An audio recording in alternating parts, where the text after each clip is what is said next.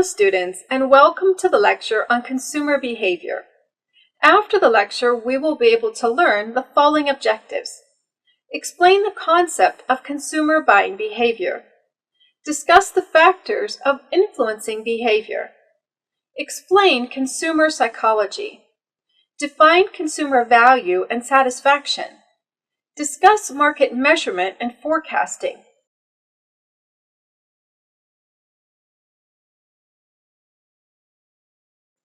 Let's start with an introduction to consumer behavior. Each consumer is unique, and this uniqueness is reflected in the consumption pattern and process of purchase. The consumer behavior provides us with reasons why consumers differ from one another in buying, using products and services. We receive stimuli from the environment and the specifics of the marketing strategies of different products and services, and respond to these stimuli in terms of either buying or not buying a product.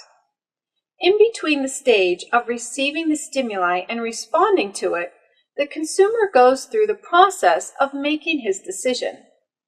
Consumer behavior is comparatively a new field of study, which evolved just after the Second World War. The seller's market has disappeared, and buyer's market has come up.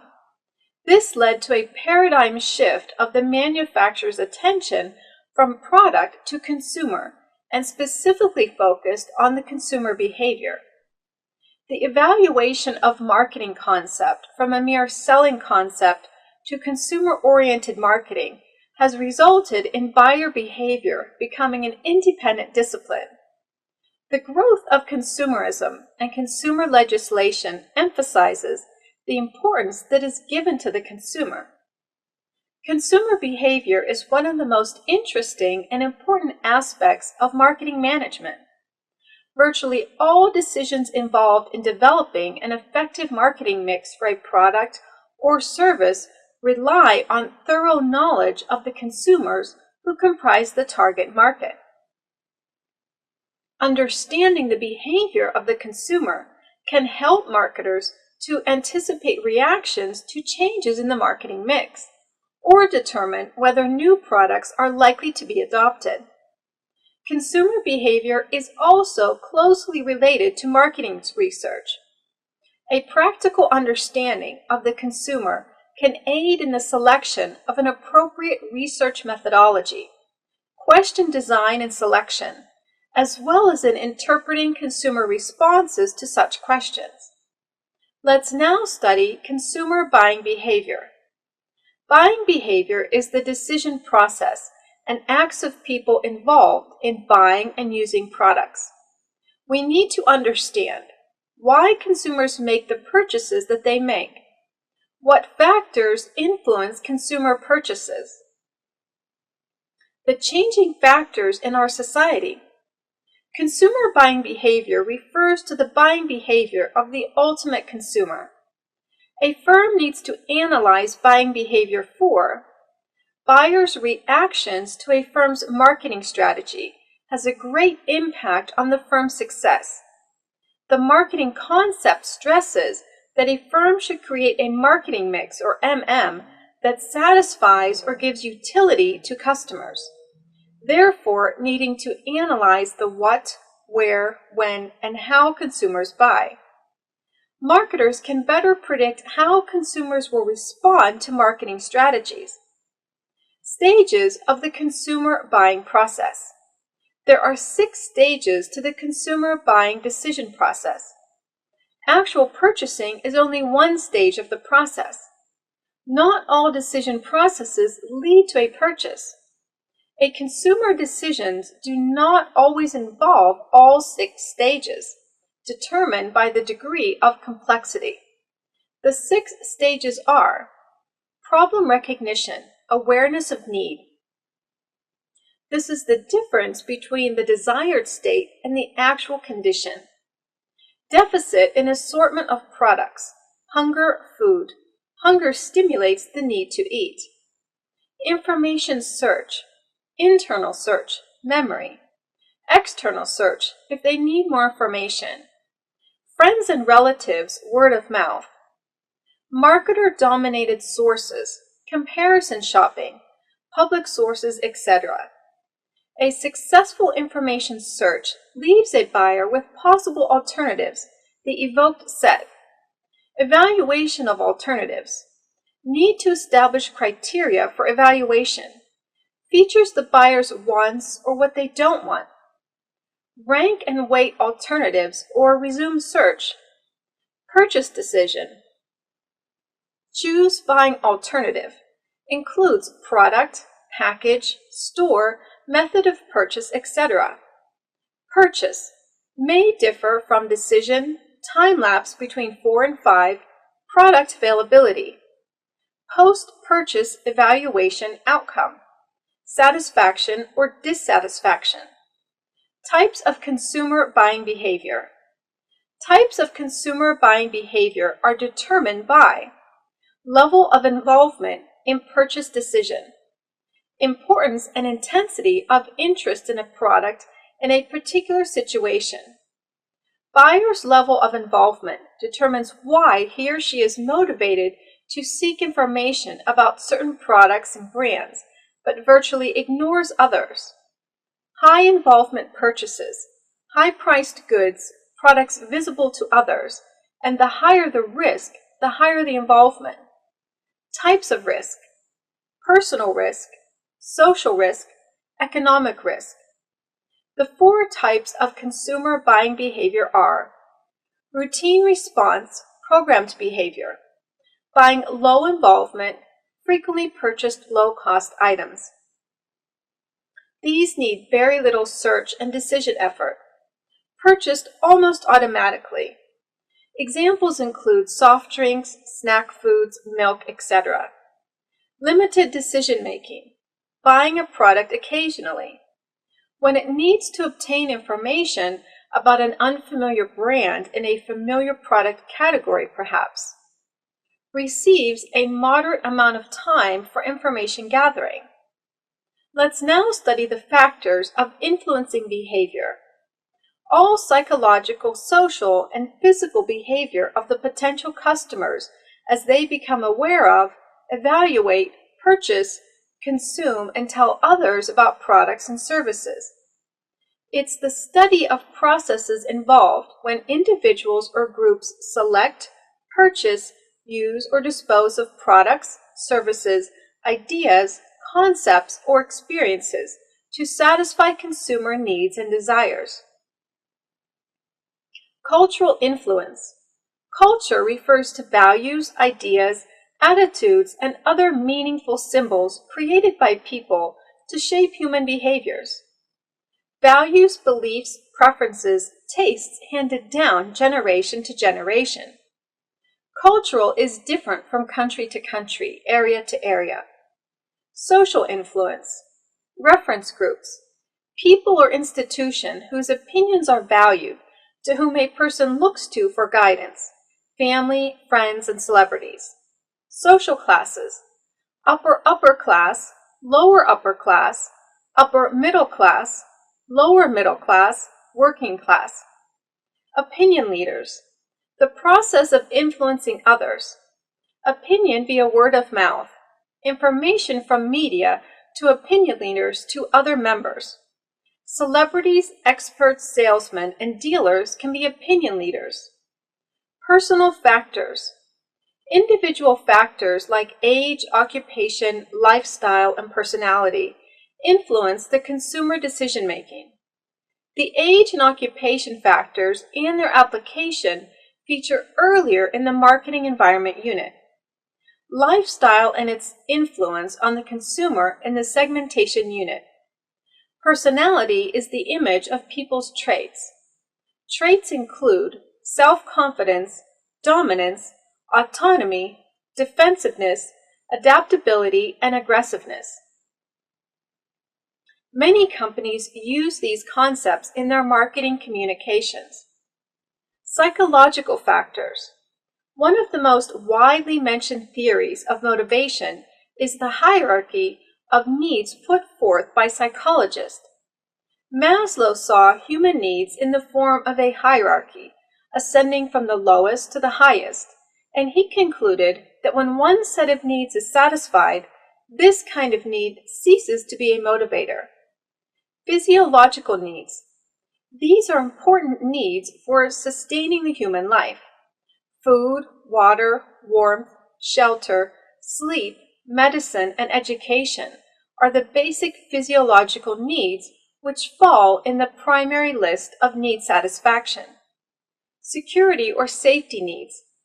These are the needs to be free of physical danger and of the fear of losing a job, property, food, or shelter. It also includes protection against any emotional harm. Social needs. Human beings are social animals. They strive to be in the society. This type of needs people will try to satisfy with affection, acceptance, and friendship. Esteem needs. According to Maslow, once the people are satisfied with social needs, they would like to have esteem needs met. Consumer psychology. Consumer psychology is a specialty area that studies how thoughts, beliefs, feelings, and perceptions influence how people buy and relate to goods and services. One formal definition describes it as the study of individuals, groups, or organizations, and the processes they use to select, secure, use, and dispose of products, services, experiences, or ideas to satisfy needs and the impacts that these processes have on the consumer and society. Professionals in the field look at things like the decision-making process, social persuasion, and motivation to help, and understand why shoppers buy some things but not others. Industrial buyer behavior versus domestic buyer behavior. The behavior of the buyer depends on concentration of buyers. Organizational buyers are concentrated in the same geographical area. Domestic buyers are spread everywhere. Adherence to specification. Organizational buyers stick to their product specification because it affects their efficiency, product quality, after-sales service, market share, and ROI.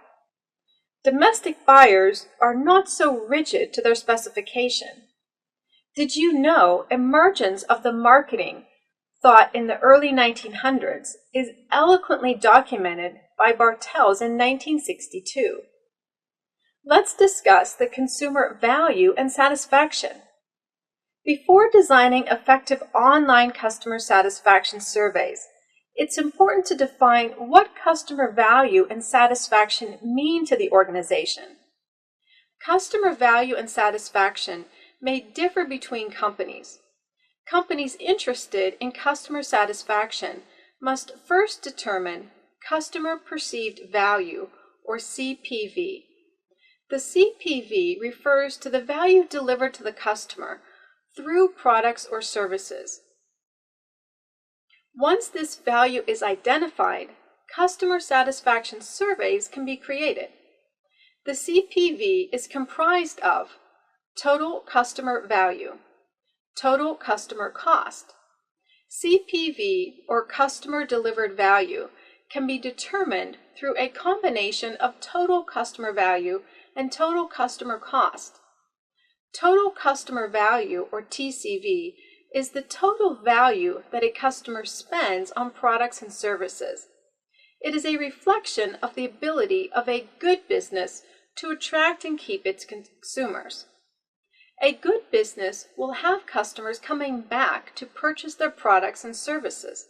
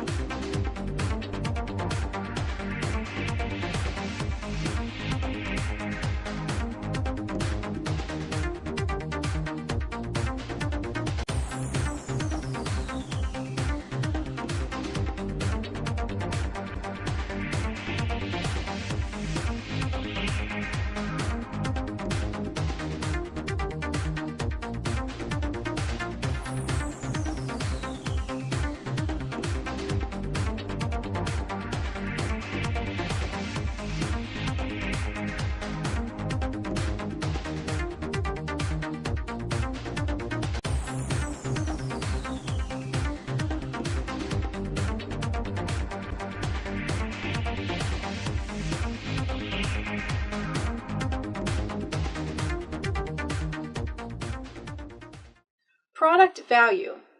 This is the value of products offered by a company to its customers. Total customer cost, or TCC, is the total cost that customers can expect to incur when seeking, using, and disposing of products and services. The TCC is comprised of monetary cost. This is the cost that customers can expect to pay for products or services. Energy cost. This is the energy that customers spend in seeking, acquiring, using, and disposing of products and services. Time cost. This is the time that customers expend in seeking, acquiring, using, and disposing of products and services. Benefits of customer satisfaction surveys. It's not enough to measure a business's success by the number of customers that it has or gains per quarter. Companies have to measure customer satisfaction frequently to address issues of most importance to their customers. Since customer satisfaction is related to customer retention and loyalty, the use of customer satisfaction surveys is a long-term business strategy. Formal customer feedback.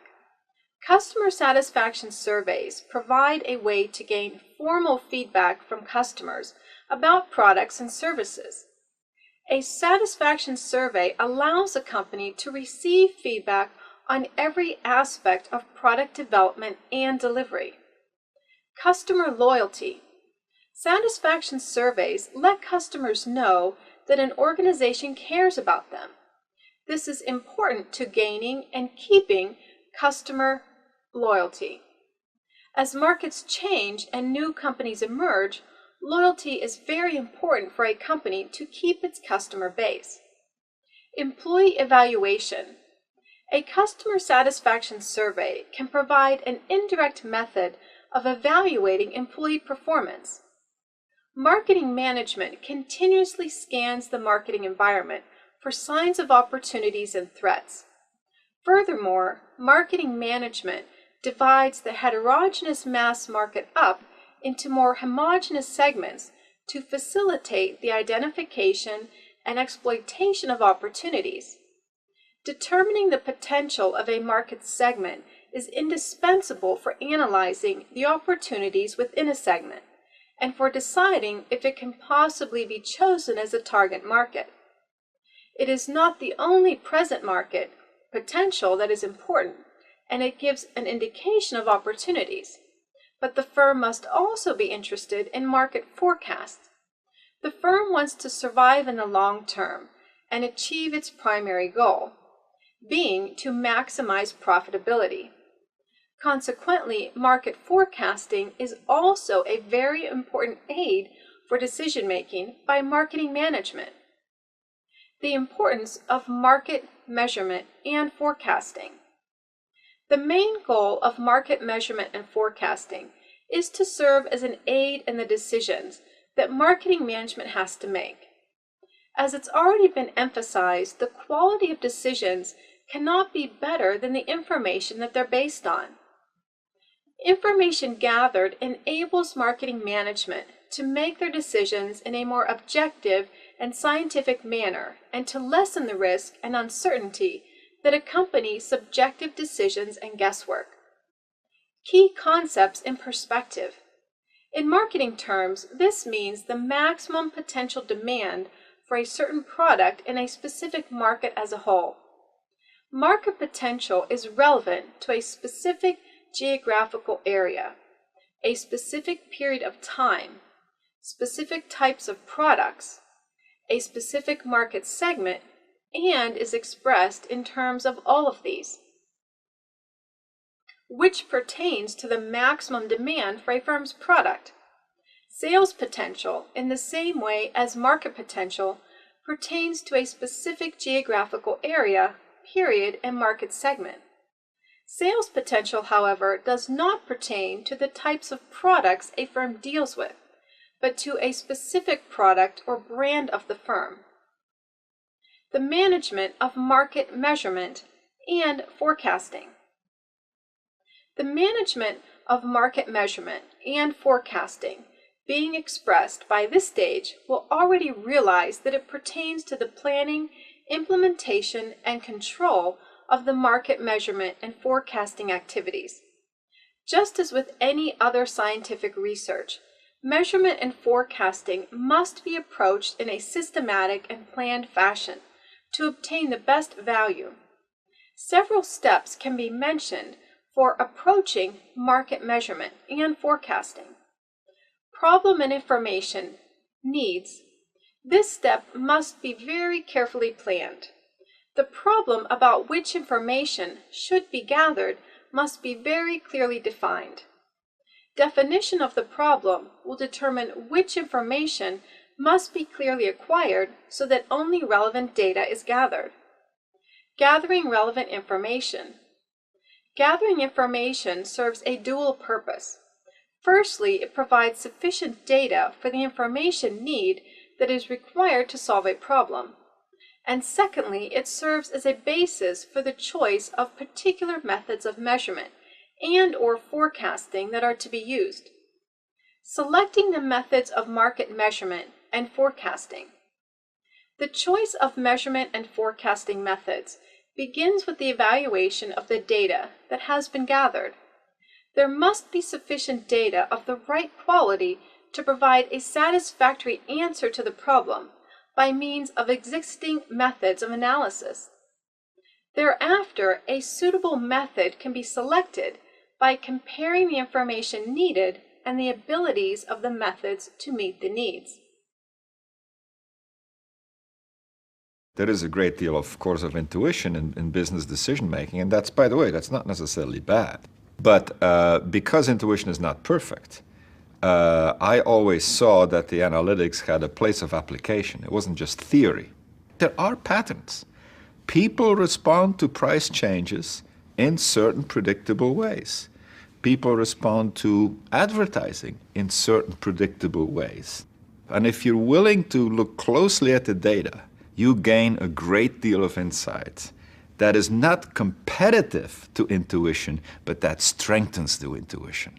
You can go back to roughly 1964 to find the first, so that's half a century ago, to find the first published marketing model. You will also see that some of the results in that model actually still apply today, half a century later. And that is because consumers are consumers. They like quality products and services that are available when they want them at a fair price. That fundamental principle doesn't change a whole lot. And on the supply side, companies want to make money, want to gain market share and so forth, want to satisfy their customers' needs. That doesn't change all that much either. Okay? So if you can capture the fundamentals, you have a model structure that can survive many generations of technology. Now, having said that, the way that these principles are executed is subject to continuous change. So, for example, new channels, new touch points emerge. Okay? So what do you have to do? You have to basically expand your model to allow for these new touch points and to understand whether these touch points are increasing the size of the pie. So in other words, the entire category, for example, benefits, or are they stealing explanatory power or persuasive power from all touch points? What market share does is it brings data together from dozens of different sources. So for example, the internet data comes from here, the sales data from here, the advertising spending data from somewhere else, the product attribute data from somewhere else, the pricing data from somewhere else. That needs to all be combined. That is a really tough task, and the data experts at Market Share have done a terrific job. So our marketing executives still need to be very good communicators, still need to be creative people and have good people skills, but at the same time they need a strong appreciation for the fact that consumer behavior is predictable, and therefore the marketing mix elements that you put in place have consequences that actually can, to a large extent, be anticipated. And therefore, if you go against these rules, you tend to make bad decisions, and vice versa. So it's that fundamental appreciation, I believe, that needs to change, and that's going to differentiate the successful marketing executive in the 21st century from his or her counterpart in the past century. Did you know in the 1980s, manual spreadsheets were replaced by workforce management (WFM) scheduling systems. This increased the efficiency of contact centers and reduced the time to create schedules. Now in the end, let us summarize what we have learned in this lecture. Buying behavior is the decision process and acts of people involved in buying and using products. Consumer psychology is a specialty area that studies how thoughts, beliefs, feelings, and perceptions influence how people buy and relate to goods and services. Customer satisfaction surveys provide a way to gain formal feedback from customers about products and services. The motivation and other investment that customers expend in seeking, acquiring, using, and dispensing of products and services. Total customer value is the total value that a customer spends on products and services. It is a reflection of the ability of a good business to attract and keep its customers.